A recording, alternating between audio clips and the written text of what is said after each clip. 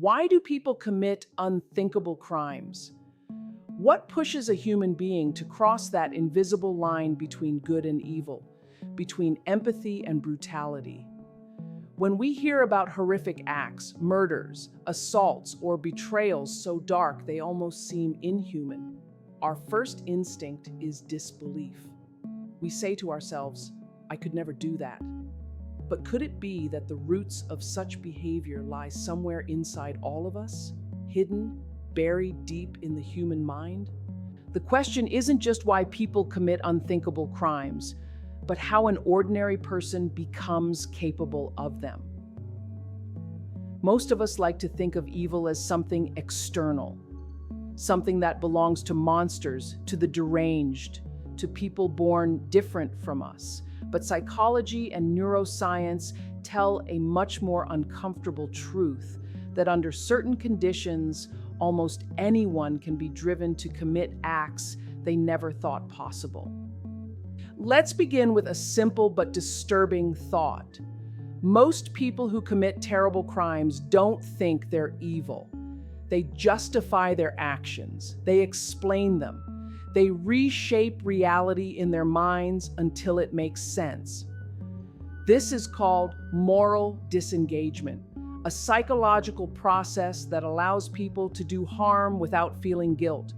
The brain finds ways to protect itself from the emotional pain of wrongdoing. It rewrites the story. A soldier says, I was just following orders. A criminal says they deserved it. A fraudster says everyone else does it.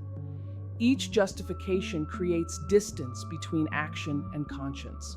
But why does the brain do this? Because guilt is unbearable.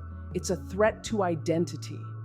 If someone sees themselves as good, as most people do, yet commits harm, the mind faces a conflict. It can either accept guilt and crumble under its weight, or rewrite the narrative to preserve the illusion of goodness. Many choose the second path. They don't see themselves as villains. They see themselves as victims or heroes in a twisted story. History offers chilling examples of this. During times of war or chaos, ordinary people have committed atrocities not because they were inherently evil, but because they were swept up by systems that normalized cruelty. Psychologist Stanley Milgram's famous obedience experiments showed that when given orders by an authority figure, average participants were willing to deliver what they believed were painful electric shocks to another person, simply because someone in a lab coat told them to. Most hesitated, but they continued. They justified it. They said, I was told to do it. It wasn't evil in their minds. It was obedience. That's the frightening part about unthinkable crimes. They often don't begin with monsters. They begin with conformity, with fear, with people trying to belong, to survive, to follow. The brain is wired for social acceptance. Rejection feels dangerous, even life-threatening. So when a group, culture, or leader defines cruelty as acceptable, morality bends. The mind obeys the group to stay safe. And in that obedience, humanity fades.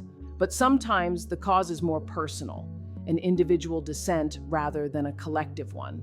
Let's talk about emotion, anger, jealousy, humiliation. These are not evil emotions by themselves. Everyone feels them. But when these emotions build up without control, when they mix with a sense of powerlessness or injustice, they can explode into violence. Many crimes of passion happen this way. A person feels trapped, unseen, betrayed, and in that one heated moment, the rational part of the brain, the prefrontal cortex, shuts down. The emotional brain, the amygdala, takes over. Logic disappears. Time slows down. The act happens. And only later, when calm returns, does the reality sink in. What have I done? The brain literally changes during that moment. It floods with stress hormones like cortisol and adrenaline. The body prepares for survival. not morality. In that instant, empathy shuts off. It's not always a decision, it's a reaction. But that doesn't make it excusable, it just makes it human. Now let's ask a darker question. What about people who plan their crimes carefully? Who seem to feel no guilt at all? This is where we enter the realm of psychopathy, a condition that affects roughly 1% of the population. Psychopaths often appear charming, intelligent, confident, but beneath that surface lies a lack of empathy and remorse. Brain scans show reduced activity in the amygdala and the prefrontal cortex, the regions responsible for emotion and moral reasoning. In simple terms, their emotional brakes don't work the same way as ours. They can understand right and wrong intellectually, but they don't feel it emotionally. For them, hurting others isn't accompanied by the same inner alarm that stops most people. There's no guilt, no shame, no fear of conscience. It's not that they don't know it's wrong, they just don't care in the same way. To them, morality is a game of advantage. People are pawns. Power, control, and thrill replace empathy. And that's what makes them dangerous. Not madness, but cold calculation. Yet not all psychopaths become criminals. Many learn to blend into society, channeling their traits into careers where ruthlessness is rewarded, business, politics, even law enforcement. So what makes some cross the line into violence? Usually it's opportunity combined with lack of restraint. When the environment rewards manipulation and cruelty, the inner void grows bolder. The mask slips. But not every unthinkable crime comes from lack of empathy. Some come from too much emotion, from pain turned inward and then outward. People who have suffered deep trauma sometimes project that pain onto others. It's a tragic cycle, the abused becoming the abuser. Neuroscience shows that early childhood neglect and violence can physically alter the brain's development, especially in areas that regulate impulse and empathy. The result is a person who feels constant inner chaos, anger, fear, emptiness, and uses control or aggression to cope. They don't always understand why they do what they do. They just know it stops the pain, at least for a moment. And then there's ideology, one of the most powerful forces behind human cruelty. When people believe they're committing crimes for a higher purpose, morality can twist into something unrecognizable. History is full of examples, from religious wars to political purges to acts of terrorism. When someone's identity fuses with a cause, empathy for outsiders disappears. They stop seeing individuals and start seeing enemies. The brain literally categorizes them differently. In fMRI studies, people show less activity in empathy-related regions when viewing faces of perceived outsiders. Dehumanization makes violence easier. You can't feel guilt for hurting someone you no longer see as fully human. So much of human evil begins not with hatred, but with disconnection. When empathy is gone, whether through ideology, emotion, trauma, or biology, anything becomes possible. That's the terrifying truth. But let's pause for a moment and think about this. If the potential for darkness exists in all of us, what keeps most people from crossing that line? The answer lies in the brain's ability to regulate emotion and foresee consequences. The prefrontal cortex, our rational center, acts as a brake on impulse. It lets us imagine the pain of others, anticipate regret, and stop before it's too late. People who commit unthinkable crimes often show reduced activity in this area, sometimes due to brain injury, sometimes genetics, sometimes long-term exposure to violence. When that control weakens, the moral compass spins. And yet, even with these biological differences, society plays a massive role. Research shows that environments filled with inequality, humiliation, or fear increase the likelihood of violent behavior. When people feel powerless or dehumanized, morality erodes. It's not that they're born evil, They're pushed toward it, but that doesn't mean they aren't responsible. It means understanding evil requires more than judgment. It requires empathy for the process that creates it. Have you ever wondered how someone can hurt others and still sleep at night? The answer often lies in cognitive dissonance, the mind's ability to hold two conflicting beliefs and resolve the discomfort by changing one. A corrupt official might say, "I deserve this money." A violent person might say, "They provoked me." A terrorist might say, "It's for a greater good." Each justification silences the inner voice of guilt. It's the mind's way of staying sane while doing the unthinkable. But guilt doesn't disappear forever. It hides. It surfaces in nightmares, addictions, restlessness. Deep down, the psyche remembers. Even those who seem remorseless sometimes face cracks in their defenses, moments where the weight of their actions seeps through. And when it does, it can destroy them. That's why denial is so powerful. It's not just lying to others, it's lying to oneself to survive the unbearable truth. So how do we prevent people from reaching that point? No, understanding. Not excusing, but understanding.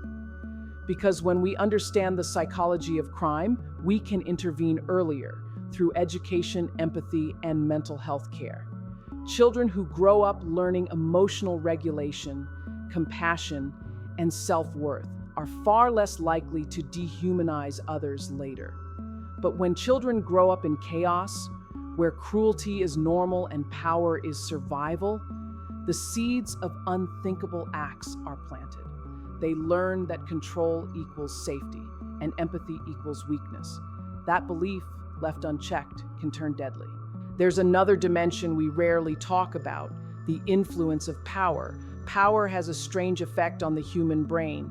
It reduces empathy and increases risk-taking. Studies show that people in positions of authority often display less activation in brain areas related to understanding others' emotions. The more power someone has, the easier it becomes to justify harm, especially when they believe it serves a greater purpose. That's why so many atrocities in history were committed not by individuals seeking chaos, but by systems enforcing order. Evil doesn't always come wearing fangs. Sometimes it comes wearing uniforms and smiles. But still, the question lingers. Could you commit an unthinkable crime? Most of us would say no. And maybe we're right. But experiments in history show that under enough pressure, fear, anger, desperation, or authority, the moral boundaries we take for granted can blur. It's not about excusing evil. It's about recognizing the fragility of goodness. Because when we believe only monsters are capable of cruelty, we stop guarding the darkness within ourselves. Maybe that's the real lesson. Evil isn't a separate species, it's a potential, dormant in everyone, shaped by circumstance, biology, and choice. And that's both terrifying and hopeful, because if evil is human, then so is redemption. If cruelty can be learned, so can compassion. If the brain can be rewired for harm, it can also be rewired for healing. So the next time you hear about a crime so shocking it feels inhuman, pause for a moment before labeling the person a monster. Ask yourself, what chain of events, what thoughts, what emotions, what emptiness led them there? Not to justify, but to understand, because only through understanding can we prevent more tragedies. Our fascination with crime often hides a deeper truth. What we fear in others is often what we fear in ourselves. The loss of control, the loss of empathy, the possibility that in a different life, a different moment, we too might make an unforgivable choice. But awareness is what saves us. The ability to question our impulses, to feel guilt, to imagine the pain of others, these are the threads that keep us tethered to our humanity. That's why studying the mind of those who commit unthinkable acts isn't about glorifying them, it's about understanding what we must protect within ourselves. So, why do people commit unthinkable crimes? Because they forget or never learned what it means to feel connected. Because empathy shuts down. Because pain, power, or ideology blinds them to the humanity of others. But as long as we can still feel that ache in our chest when we see suffering, as long as guilt still stirs when we do wrong, as long as we can still pause and ask why, then the light inside us remains stronger than the darkness. And maybe that's the most important truth of all. The line between good and evil doesn't run between people. It runs through every human heart. Which side we feed, that's what determines who we become.